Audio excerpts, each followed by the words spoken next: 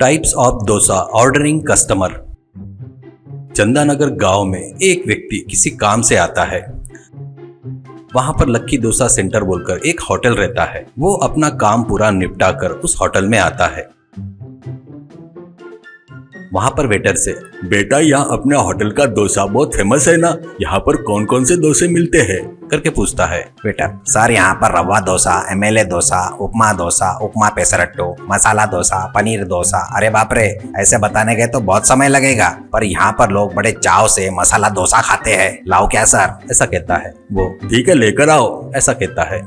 Waiter masala dosa लेकर आता है। वो आदमी डोसा खाता है। सच में डोसा बहुत टेस्टी था। वो पैसे देने के लिए काउंटर के पास जाता है।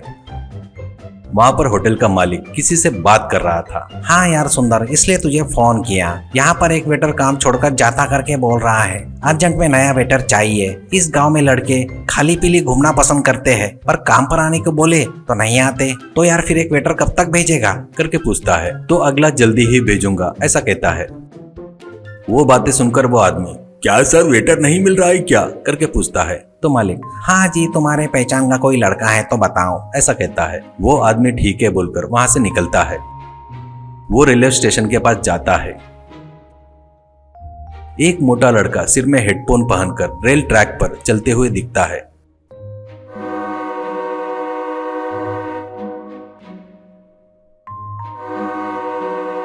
दूसरी ओर पटरी पर ट्रेन आ रही थी। वो लड़का उस पर ध्यान नहीं देते हुए आराम से चलते हुए जा रहा था।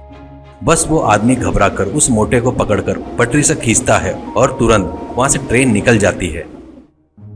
वो लड्डू को एक लगाकर, निकम में कहीं के कुछ सेकंड और होते तो तू सीधे ऊपर चले जाता था, और ये क्या है रे, रेल पटरी पर हेडफोन लगाकर कोई जाता है क्या रे, कहता है। तो लड्डू झुककर उसे देखकर, बाबूजी मेरा नाम लड्डू है, मैं बचपन से ही बहरा हूँ। ये हेडफोन्स नहीं है, ये कान में लगाने वाली मशीन है। लोग हंसते हैं इसलिए ऐसा बनाया मैंने। आज इसकी चार्जिंग बैटरी खत्म हो गई। स्टेशन में जल्दी जाने के लिए पटरी पर से जा रहा था। मुझे बचाने के लिए आपको धन्यवाद, ऐसा कहता है। इतने में उस आदमी को लड्डू पर दया आती है और उससे, अरे अरे ऐसा क्या बेटा, इतना कि तुम क्या करते हो, ऐसा पूछता है। लड्डू, इस गांव में कहीं भी काम नहीं मिलने से शहर जाकर कोशिश करता हूँ करके सोच रहा हूँ, ऐसा कहता है। तो वो आदमी, इसी गांव में एक काम है, करता क्या, पर तू बहराए करके बताना मत, ऐसा कहता है। तो लड्डू, बहुत खुशी हुई जी, धन्यवाद सर, करके बोलता है।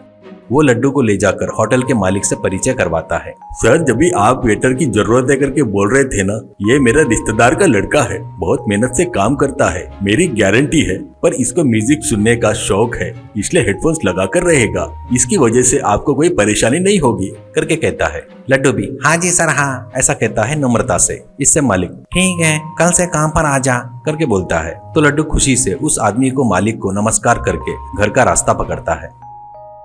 घर में जाके हेडफोन्स को चार्जिंग पर लगाता है, पर बटन चालू करना भूल जाता है और सो जाता है। लड्डू सुबह ही हेडफोन्स लगाकर होटल में जाता है।